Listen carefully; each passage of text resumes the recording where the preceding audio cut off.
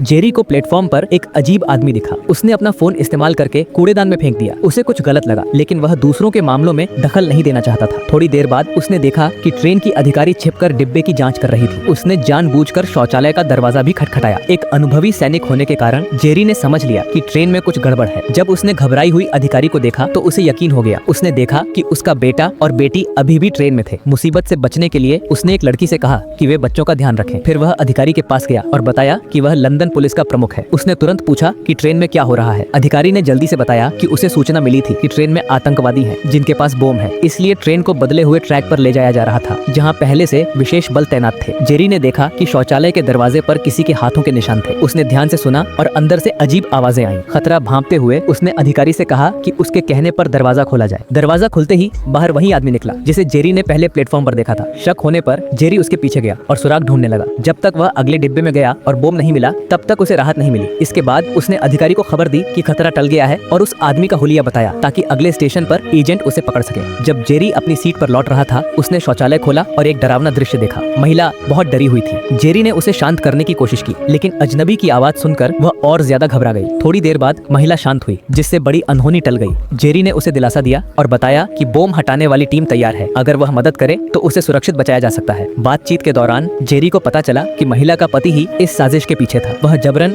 उसे मानव बम बना रहा था। जेरी को यह जानकर राहत मिली कि महिला का एक बेटा भी है। उसने तुरंत अपने बच्चों की तस्वीर दिखाई, जिससे महिला का दिल पिघल गया। ट्रेन स्टेशन पहुंचने वाली थी। विशेष बल तैयार थे। जैसे ही ट्रेन रुकी महिला के पति को पकड़ लिया गया, लेकिन ऑपरेशन कमांडर ने महिला को मारने का आदेश दे दिया था। जैसे ही वह बाहर आई उसे गोली मारने का खतरा था। जेरी ने स्थिति संभाली। उसने महिला से कहा कि वह धीरे धीरे अपने हाथ उठाकर उसके कंधे पर रख दे ताकि पुलिस को लगे कि वह बिना हथियार के है। जेरी चिल्लाया, कोई गोली मत चलाना, उसे जाने दो। इस तरह उसने एक और हादसा होने से रोक दिया।